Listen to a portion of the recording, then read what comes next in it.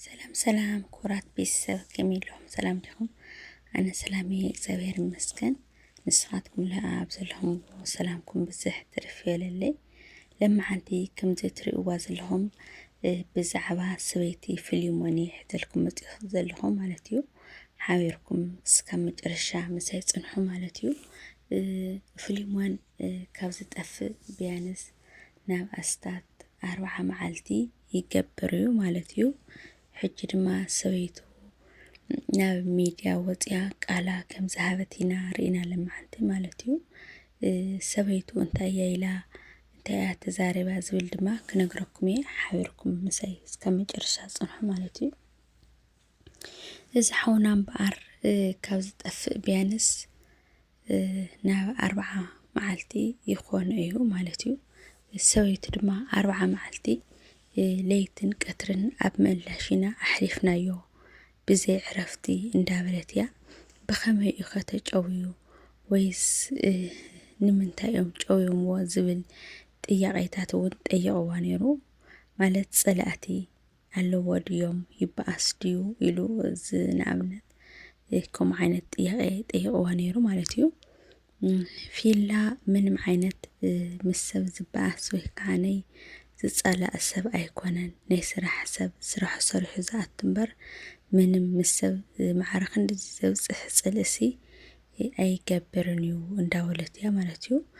كاو دما زطيقها زو بعل باجاج كونترات باجاج كل غزي ورحو زخفلو نيرونا سلمنتي افتا معلت زيا افتا زجوه معلتسي أي مكينن كولو خيلسي نمنتايو يلوا مالتيو زيانه كل سب ጥያቄ ያኔራ ኩል ሰብ ዛ ጥያቄ እዚያ እንዳሓተተ ነይሩ ንምንታይሲ ኣይጥዕመንን ኢሉ ምሶም ዝጨወይዎ ዝኾነ ርክብ ከይህልዎ ኢሉ ሰብ ብዙሕ እንዳሓተተ ነይሩ ንሳ ድማ ዝመለሰቶ መልሲ ምንም ዓይነት ርክብ ከም ዘይብሎም ማለት ምሶም ዝጨወይዎ ምንም ዓይነት ርክብ ከም ዘይብሎም ንሱ ድማ እንዳሓገዛ ንዓይላቶ ኣብቲ ሽዒት ዝጠፈሉ ግዜ እንዳማላለሳ ከም ዝነበረ እያ ተናጋጊራ ማለትዩ እና ምንም ዓይነት ርክብ ከም ዘይብሉ ምስኣቶም እያ ተናጊራ እሱ እግዚአብሔር ይዋናው አለው ወዲየውልን እግዚአብሔር ይዋናው ንሕና ምንም እንኳን ከረና ክንፈርድ ወይ ከዓነ ክንዛረብ ኣይንኽእልና ማለትዩ ካኡ ድማ ማለት በኸመይ እዩ ተታሒዙ መሓዚኸ ሰዓት ገሌልዋ ማለትዩ ኣብ ስራሕ ነይሩ ሰዓት 2 ኣከባቢ ይኸውን ናብ ገዛ ይመጽልኹ ባጃጅ ተሰቂለልኹ ኢሉ ደው ኢሉ ነይሩ ካኡ ድማ ደንጉዩ ማለት ቀረባ እዩ ትናይ ስራሕ ቦታሲ ቀረባ ስለዝኾነ ደንጉዩ ክንዶ ሰዓት ዝወስድ ኣይኮነ እና ፈሪሐ ተጠራጢረሲ ደው ኢለሉ ግን ስልኩ ክለዓለለ ይኻለን ካኡ ድማ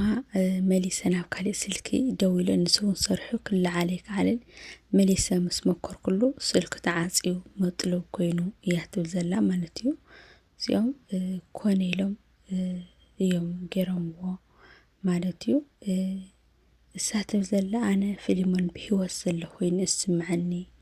እንዳበለት እያ እግዚአብሔር ኣምላኽ ብሂወት ክህልዎ ናትቆድስ ፍቃድ ይሆን ማለት እዩ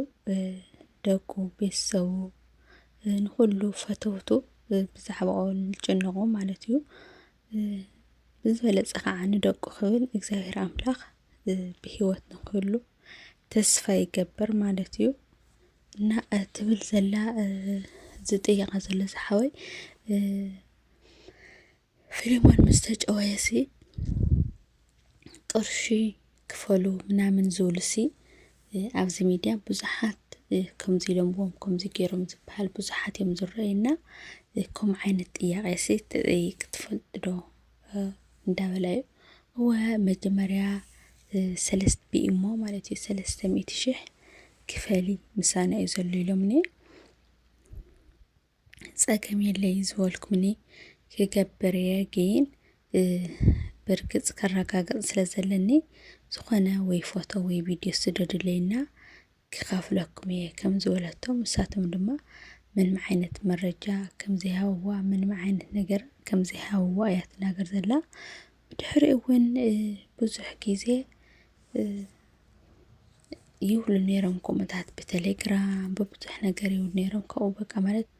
ምንም ትክክለኛ ነገር ድማ የብሎምን ስቕ ኢሎም እዮም ከምኡ ዝብሉ እምበር ምንም ዝሓዝዎ ሓቂ የብሎምን ክስካብ 15 ሚልዮን ክፈሊ ዝበሉኒ ነይሮም እዮም እንዳበለት እያ ብጣዕሚ እዩ ዝሕዝን ቤተሰብ ማለት ምስኣቶም ዘየለት ኮይኑ ብኸምዚ ዝቕልዱ ሰባት ጊዜ ማዕረ ክንደይ ሕልና ኣልቦ ዝኾኑ እዮም ድዒ ኣነ ክርዳእኒ ይኽእልን ኣብዚ ሕዚ ግዜ ሰብ ብጣዕሚ እዩ ተጨኻኺኑንዮ ማለት እዩ እግዚአብሔር ኣምላኽ ናብ የማን ይምለሰና ዝስተውዕል ልቢ ሃበና ማለት እዩ እና ከምኡ እንዳበለት እያ ግን ኣነ ምንም መረጃ ስለለይሃውኒ ምንም ክገብር ኣይከኣልኩን ቅርሺ እውን ዝኸፈልክዎ ነገር የብለይን እንዳበለት እያ ብቅርቡ ኸ ትከታተሉ ዶ ትሓቱ ዶ እንዳበላ እዩ እወ በተለይ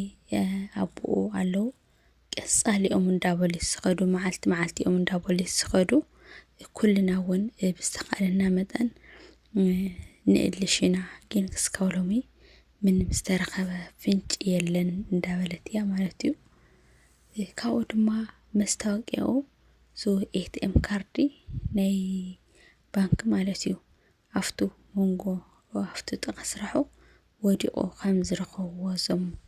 ዋርድያ ምናምን ዝሰርሑ ናይ ምሸት እሳቶም ከም ዝረኸብዎ እያ ትናገር ዘላ ማለት እዩ ብኸመይ እዮም መስታወቂያኡ ደብርዮምዎ እንድዒ ኣነ ክርዳእኒ ይኽኣለይ ቤተሰብ ማለት እንድዒ ኣነ ማለሲ ብኸመይ ኣብኡ ወዲቑ ተደብርዩ ፀኒሕዎም ፈጣሪ ይፈልጥ ማለት እዩ እና ከምዚ ኢላ መልሲ እናሃበት እያ እና በጃኹም ከምቲ መጀመርያ ትገብርዎ ነበርኩም ምትሕብባር ከምቲ መጀመርያ እትሕግዙ ነበርኩም ኣብ ፌስቡክ እንዳፀሓፍኩም ሸር እንዳበልኩም ብዙሕ ነገር ትገብሩ ነይርኩምና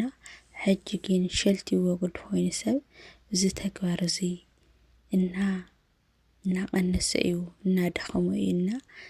ተትሕግዙኒ ክስካብ ዝረኸብሲ ክስካብ ዝርከብስ ኣብ ጎኒ ኮይንኩም ሸር እንዳበልኩም ድምፂ ተትኾንኒ እንዳበለት እያ ብሓቂ እዎ ከምቲ መጀመርያ ዝወዓወዖ ዝነበረ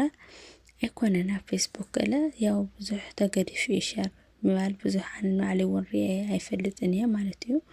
እና ብሂወት ዘሎ ኮይኑ ይስምዐኒ እያ ትብል ዘላ እግዚአብሔር ኣምላኽ እውን ይገብረላ ማለት እዩ ከምቲ ሓሳባ ይግበረላ ብእውነት ብጣዕሚ እዩ ዘሕዝነካ ሰሪሑ ክበልዕ ዝደሊ ሰብሲ ሰሪሕካ ይትብላዕ ይበሃል ብጣዕሚ እዩ ዘሕዝነካና ቤተሰብ ማለት እዩ ናይ ሎማዓንቲ ቪድዮ ነዚኣ ትመስል ነይራ እቲ ሓበሬታ ካብ ባዕላ ካብ ቃላ ስለዝሰማዕኽዎ እየ ተናጊረና ብኸምዚ ዓይነት ቀልዲ ወይ ከዓኒ ብኸምዚ ዓይነት ስራሕ ብሂወት ምቕላድ ፅቡቕ ኣይኮነን እዚ ግን ካብ ቃላ ዝሰማዕኽዎ ነገር ስለዝኾነ እና ኣብ ቀጻሊ ብቆንጆና ብሓሪፍ ቪድዮ ክመፀኩም እየ ንፊሊሞን ሓሙና ድማ ድንግል ማርያም ምስኡ ትኹን ቅዱስ ሚካኤል ኩሎም መላእኽቲ ጽላል ይኹንዎ ቅዱስ ገብርኤል ከምቱ ንድንግል ማርያም ብስራት ዘበሰራ ንስድራ ቤቱን ሙሉኦም ድማ ብስራት ጽቡቕ ነገር ከስምዖም ናይ ኩሉ ግዜ ጸሎት እዩ ማለት እዩ ተስፋ ይገበር ብሂወት ሃልዩ ናብ ስድራ ቤቱን ክሕወስ ማለት እዩ ይቅርታ ሪከርድ ዝሕልኩም እና ኩልኩም ድምፂ ምዃን ኣይትረስዑኹም ኣብ ቀጻሊ ቪድዮና ክሳብ ንራኸብ ሰሰናይ ንዓኹም ሸር ላይክ ሰብስክራይብ ምግባር ኣይትሕመቑ ባይ ባይ